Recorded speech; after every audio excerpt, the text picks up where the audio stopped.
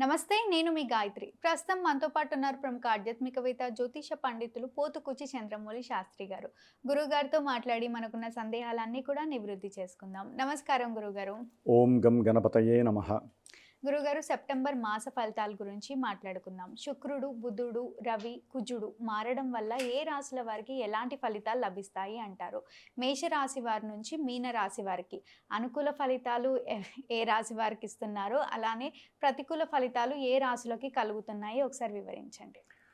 ఓం శరదిందు సమాకారే పరబ్రహ్మస్వరూపిణే వాసరాపీఠనిలయే సరస్వతి నమోస్తుతే. అమ్మ, ఇది అందరూ కూడా ప్రతి మాసము ఈ గ్రహాల యొక్క పురాణము విని, అంటే అంతరిక్షంలో గ్రహాలు వాటి యొక్క చార మారినప్పుడు ఎన్నో రకాలైనటువంటి విశేషమైనటువంటి ఫలితాలు కలుగుతూ ఉంటాయి. అది మేషం నుంచి మనకు ఉన్నది 12 రాశులు. ఆ 12 రాశుల్లోనే మనందరం జన్మిస్తూ ఉంటాం. నక్షత్రాలు 27, ఆ 27 నక్షత్రాల్లో జన్మిస్తాం. ఇప్పుడు మీరు అన్నట్టుగా ఈ గోచార ఫలితాలు మరి మేషరాశి వారికి ఇప్పుడు నేను చెప్పబోయేటటువంటివి అందరికీ వర్తిస్తాయా, వృషభ రాశి వారికి వర్తిస్తాయంటే అందరికీ వర్తించవు అమ్మ. ఆ నక్షత్రం వాళ్ళకి, ఆ రాశుల వారికి అందరికీ వర్తించవు. జన్మజాతకం అని ఎవరికి వాళ్ళకి పోర్ట్ఫోలియో ఉంటాయి. సపరేట్గా లగ్నం అని ఆధారపడి ఉంటుంది. ఆ లగ్నమే ఆత్మ, శరీరం. దాని తర్వాత మనసు యొక్క ప్రభావం ఆధారపడి ఉంటుంది. అంటే ఈ గ్రహాలు ఏంటంటే జన్మజాతకంలో ఏ ఏ రాశుల్లో నిక్షిప్తమై ఉంటాయో ఆ రాశుల నుంచి ఇప్పుడు గోచారంలో ఆ చంద్రుడు తిరిగేటటువంటి పరిస్థితిని బట్టి, చంద్రుడి నుంచి గ్రహాల యొక్క స్థితిగతులను బట్టి మానసిక ప్రభావాలు ఆధారపడి ఉంటాయి. అంతేగాని ఈవెంట్స్ అన్నీ ఇప్పుడు జరిగిపోతాయంటే అక్కడ జరిగే దశలు అంతర్దశలు అనుకూలిస్తేనే ఇక్కడ గోచారంలో చంద్రుడి నుంచి మన యొక్క మనసు పరిపక్వత కలుగుతూ ఉంటుంది. ఇప్పుడు ఒకరికి వివాహం కలగాలి, వివాహం జరగాలి అనుకుంటే, వివాహంలో ఆటంకాలు లేకుండా జరగాలంటే జాతకంలో పర్ఫెక్ట్ ఫ్రూట్ఫుల్ సిగ్నిఫికేషన్స్ ఆధారపడి ఉంటాయి. అక్కడ జరిగే దశలు అంతర్దశలు ఇక్కడ చంద్రుడి నుంచి మంచి శుభస్థానాల్లో ఉన్నాయనుకోండి, శుభగ్రహాలై తప్పకుండా వాళ్ళకి ఏ ఆటంకాలు లేకుండా వివాహం అయిపోతుంది. ఇట్లా గోచార చక్ర ఫలితాలని ఓన్లీ మానసిక ప్రభావాలుగా ఆచరిస్తూ అందరూ కూడా దీన్నే ఇదే జీవితం మాది అని ఎవరు అనుకోవద్దు. ఎవరికైనా సరే శుభకరమైన ఈవెంట్స్ ఉంటే జన్మజాతకాన్ని మాలాంటి జ్యోతిష్కుల్ని కనుక్కొని ఇది వివాహానికి శుభకాలమా, వ్యాపారానికి శుభకాలమా, అట్లాగే ఉన్నత విద్య కోసం విదేశాలకు వెళ్ళొచ్చా, లేకపోతే భార్యాభర్తల మధ్య అనుకూలత ఉంటుందా లేదా వివాహం అయ్యాక, ఇలాంటివి ఎన్నో ఉంటాయి. అవన్నీ కూడా తెలుసుకునే ప్రయత్నమే చేయండి. కానీ గోచారంలో మీకు వివాహం అయిపోతుందని మేము చెప్పినంత మాత్రాన కాదు. వారి జాతకంలో అందరికీ వివాహాలు కావు. కాబట్టి ఎవరూ మనసు మీద ఎక్కువగా దాని మీద ప్రభావం చూపకండి. ఏదైనా మేము చెప్పేటటువంటి పరిహారాలు కాస్త ఆచరించుకుంటూ మీరు చేసుకునేటటువంటి స్తోత్రాలు, శ్లోకాలు చదువుకోవడం ద్వారా మనసు అనేటటువంటిది పదిలంగా ఉంటుంది. మానసిక భద్రత మాత్రమే ఈ యొక్క గోచార ఫలితాలు. కాబట్టి ఇప్పుడు గోచారంలో ఈ సూర్య భగవానుడు ఈ సెప్టెంబర్ మాసంలో సింహరాశిలో ఉంటాడు 16 వరకు. 17 నుంచి కూడా ఆయన కన్యారాశిలో మారుతాడు. కుజగ్రహము 17వ తారీఖు వరకు మిథున రాశిలో ఉండి తర్వాత నీచస్థిత రాశి అయినటువంటి కర్కాటక రాశిలోకి 18వ తేదీ నుంచి మారుతాడు ఈ నెలలో. బుధగ్రహము సింహరాశిలోంచి కన్యారాశిలోకి మారుతుంది. ఆయన కూడా కన్యారాశిలో ఎప్పటి వరకు ఉంటాడు? ఆయన దాదాపుగా 29 వరకు ఉంటాడమ్మ ఈ సెప్టెంబర్ మాసంలో. అంటే మంచి క్షేత్రం ఆయనకి అది.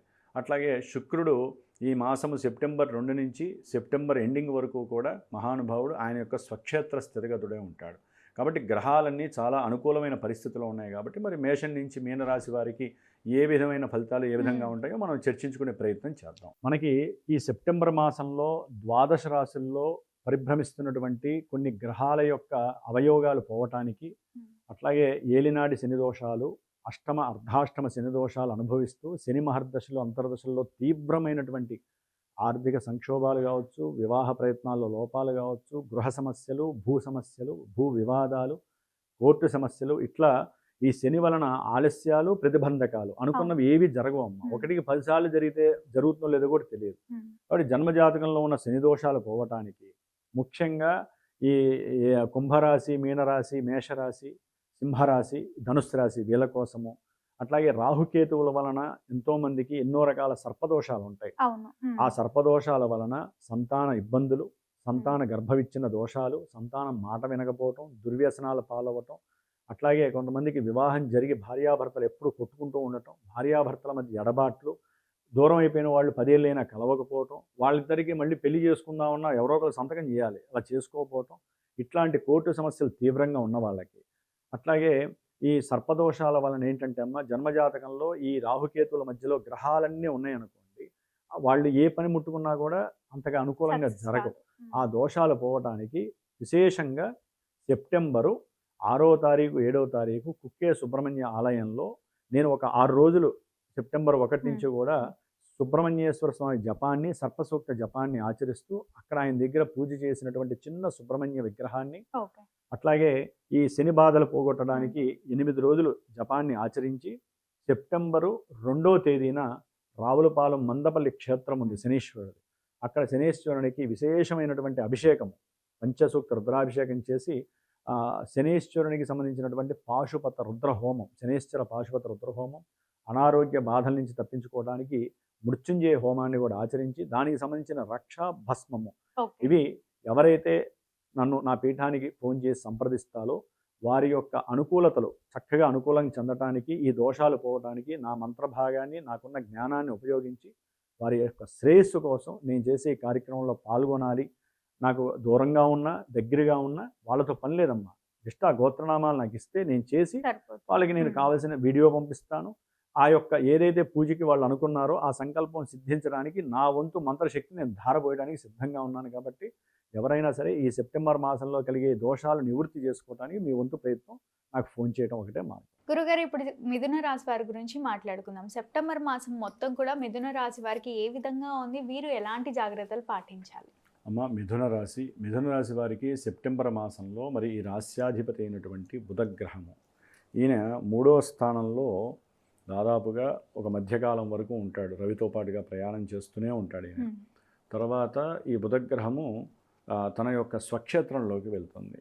స్వక్షేత్రము మూల త్రికోణ రాశి ఉచ్చస్థానగతుడై బుధుడు 4లోకి వచ్చినప్పుడు ఎవరైతే మిథున రాశి వారు ఉన్నారో వ్యాపారపరంగా బాగుంటుంది, తెలివితేటలు అఖండంగా కీర్తి ప్రతిష్టలను కొనివేస్తాయి. విద్యార్థులకైతే శుభకాలం అని చెప్పుకోవాలి. రవి బుధులు కలిసి ఉంటారు ఈ నెల రోజుల్లో 3వ స్థానంలో కానీ 4వ స్థానంలో. అంటే వీరికి ఉన్నటువంటి కమ్యూనికేషన్ స్థాయి పెద్ద పెద్ద వాళ్ళతో ముడిపడి ఇంకా ముందుకు తీసుకువెళ్ళడానికి అవకాశం ఉంటుంది. విద్యాలయాల్లో కానివ్వండి, ప్రయాణాల్లో కానివ్వండి, చాలా సౌకర్యవంతమైనటువంటి అనుభవాలు ఎన్నో ఎదురయ్యే అవకాశాలు ఉంటాయి. కొత్త కొత్త కమ్యూనికేషన్స్ ఎలా ఉంటాయంటే అమ్మ, భవిష్యత్తులో వీరు ఉద్యోగం ఎవరైనా చేయాలి అనుకున్న వాళ్ళకి, చదువుకునే వాళ్ళకి ఈ కమ్యూనికేషన్స్ భవిష్యత్తులో ఉపయోగపడతాయి. అటువంటి స్థితి బుధుడు ఈ స్థానంలోకి ఈ విధంగా రావడం అనేది ఎప్పుడో ఒకసారి సంవత్సరానికి జరుగుతూ ఉంటుంది. ఇప్పుడు జరుగుతోంది. కాబట్టి 4వ స్థానం అనేది చాలా సౌఖ్య స్థానం.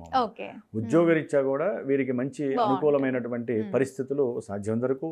రవిగ్రహము అనేటటువంటిది 16 లోపలే ఎంతోమందికి చేసే ప్రయత్నాల్లో ఉద్యోగ అవకాశాలు ఇస్తూ ఉంటారు.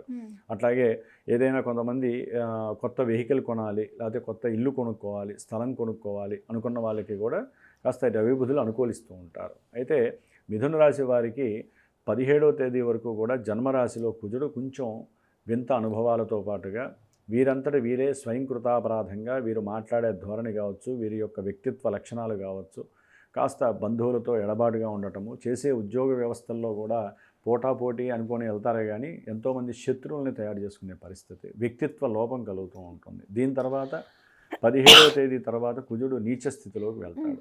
అంటే ఉద్యోగాలకి సంబంధించి, ఫ్రెండ్స్కి సంబంధించి కొంచెం జాగ్రత్తగా ఉండాలి. ధనాన్ని అంటే ఉద్యోగానికి సంబంధించి వేరే వాళ్ళ దగ్గర, తెలిసిన వాళ్ళ దగ్గర అప్పు తీసుకునే పరిస్థితి కలగడానికి అవకాశం ఉంది మిథున రాశి వారికి.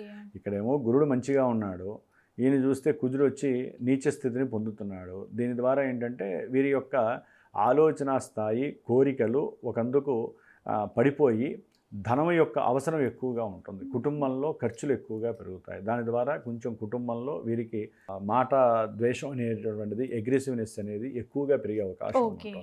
ఎవరేం చెప్పినా కూడా వినరు, కోపం ఎక్కువైపోతూ ఉంటుంది. ఇప్పటి వరకు ఉన్న కోపం కొంచెమన్నా ఆలోచన కలిగజేస్తే, వితండవాదం చేస్తే, ఇప్పుడు పూర్తిగా అది కుజుడు అనేవాడు 2వ స్థానంలో ఉన్నాడు అంటే అది ఒక రకమైనటువంటి దోషం అమ్మ.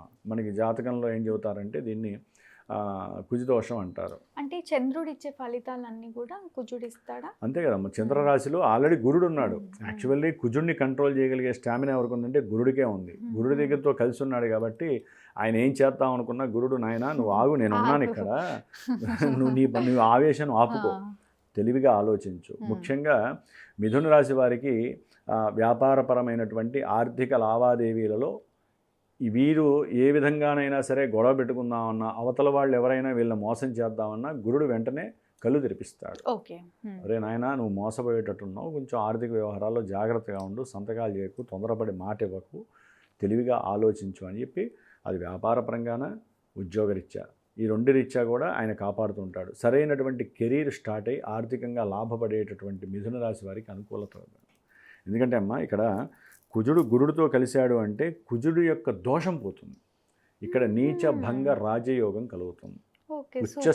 ఉచ్చస్థిత గురుడితో నీచస్థిత కుజుడు ఎప్పుడైతే కలిశాడో కుజుడికి పట్టినటువంటి దోషం అనేది వదిలిపోతుంది. దానివల్ల ఏమవుతుందంటే నీచ భంగ రాజయోగం కలుగుతుంది. కాబట్టి ఏదైనా భూ సంబంధిత, గృహ సంబంధిత, వ్యాపారానికి సంబంధించి, లేకపోతే ఉద్యోగంలో డ్రాప్ అయినటువంటి డబ్బులు కానీ, లేకపోతే స్నేహితులకి డబ్బులు ఇస్తారు, వాళ్ళు ఇల్లు కట్టుకోవటానికో వాళ్ళ ఉద్యోగాలకో, ఇంట్లో తెలియకుండా ఇచ్చి ఉండొచ్చు, అవన్నీ కూడా డబ్బులు వచ్చి బ్యాంకులో పడే అవకాశాలు ఎక్కువగా ఉన్నాయి. ఓకే, మళ్ళీ పెళ్లికి సంతానానికి కూడా కుజుడే కారకుడు అంటాం కదా, అవి కూడా?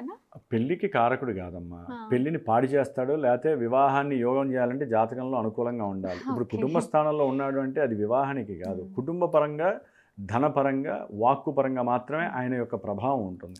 కానీ ఆయన యొక్క దృష్టి అష్టమ భావము ప్లస్ నవమ భావం పైన పడుతూ ఉంటుంది కుజుడిది. దాని ద్వారా ఏంటంటే ఆకస్మికంగా వీరు ఉద్యోగ వ్యవస్థలో కొన్ని ఇబ్బందులు పడటానికి అవకాశాలు ఉంటాయి, అవమానాలు ఎదుర్కోవాల్సి వస్తుంది. ఒక్కోసారి వీరిపైన చోరత్వం కేసు కూడా పడడానికి అవకాశం ఉంటుంది. సరే, గురుడు మళ్ళీ దాన్ని క్లియర్ చేసేస్తాడులేండి. వీళ్ళు అనుభవించాల్సిన కర్మఫలితాలు అనుభవిస్తూ గురుడు ఆయన కాపాడుతూ ఉంటాడు. కాబట్టి కుటుంబంలో కూడా అక్కడ దాకా వచ్చి మళ్ళీ దాన్ని కలపడానికి గురుడు ప్రయత్నం చేస్తూ ఉంటాడు. ఇదంతా కూడా ఏంటంటే అమ్మా, ఈ గ్రహాలు ఆడేటటువంటి విన్యాసంలో మనం పావులమైనటువంటి మనుషులం తగు జాగ్రత్తలు తీసుకోకపోతే, సరైన సమయంలో సరైనటువంటి నిర్ణయం తీసుకొని జాతక పర్యవేక్షణ చేసుకోవడం ద్వారా మాత్రమే దీన్ని మనం అరికట్టగలం. కానీ గోచారంలో 2వ స్థానంలో ఉన్నాడు కదా అని చెప్పి మనం ఇష్టం వచ్చినట్టు, ఒక రకంగా ఇదే అలా ఉండటం మంచిదే, ఉద్యోగం ద్వారా రావాల్సిన డబ్బులు వస్తాయి. కానీ వీరి యొక్క మాట తీరు కొంచెం జారిపోతే మటుకు లేనిపోని ఇబ్బందులు ఎదురే అవకాశాలు ఉంటాయి. ఇక శుక్రగ్రహం అత్యద్భుతమైనటువంటి స్థితి మిథున రాశి వారికి. ఏదైనా పెట్టుబడులు పెట్టాలన్నా ధనపరంగానో, బంగారంగానో, వెండి పరంగా కానీ అత్యద్భుతమైనటువంటి సమయం. సంతానం, ఇందా మీరు అడిగినట్టుగా సంతాన యోగము కలగడానికి వీరికి అవకాశం. ఒక స్త్రీ జన్మ అంటే ఎవరికైనా సరే ఆడపిల్ల పుట్టడానికి ఇది అత్యద్భుతమైనటువంటి సమయం. 5వ స్థానము శుక్రుడికి స్వక్షేత్రం. సంతాన స్థానంలో ఒక స్త్రీ గ్రహం సొంత ఇంట్లో ఉంది అంటే చక్కగా స్త్రీ జననాలు చాలామందికి జరిగే అవకాశం మిథున రాశి వారికి జరుగుతూ ఉంటాయి. అట్లాగే పెట్టినటువంటి పెట్టుబడుల ద్వారా విశేషమైనటువంటి లాభాలు కలుగుతాయి. గృహ ఆభరణాలు కొంటారు. స్త్రీలైతే కనుక వస్త్రాలు, వాటి మీద ఆ వ్యామోహం ఎక్కువ పెరుగుతూ ఉంటుంది, షాపింగ్లు ఎక్కువ చేస్తారు. దాని పరంగా ధనం కూడా అదేవిధంగా ఇందా చెప్పాక కుజుడు అవజేస్తూ ఉంటాయి, ఖర్చు అవుతూ ఉంటాయి. కొంతమంది అప్పులు తీర్చడానికి ప్రయత్నం బాగా చేస్తారు, అప్పులు కూడా తీర్చడానికి అవకాశాలు ఎక్కువగా ఉన్నాయి. అప్పులు తీర్చే ప్రయత్నంలో ఈ నెల రోజులు వీరికి అత్యద్భుతమైనటువంటి అవకాశం. కాబట్టి ఈ విధంగా గ్రహాల యొక్క స్థితిగతులను బట్టి ఈ యొక్క మిథున రాశి వారికి శుక్రగ్రహము, గురుగ్రహము, అట్లాగే కుజుడు నీచభంగ రాజయోగం గడినటువంటి కుజుడు కూడా శుభాలను ఎక్కువ చేస్తాడమ్మ, గుర్తుపెట్టుకోండి. తల్లికి సంబంధించిన ఆస్తులు రావటము, ఉద్యోగరీత్యా రావాల్సిన డబ్బులు రావడానికి అవకాశం ఇస్తాడు. అట్లాగే బుధగ్రహం, రవిగ్రహం బాగున్నాయి ఉన్నంతలో.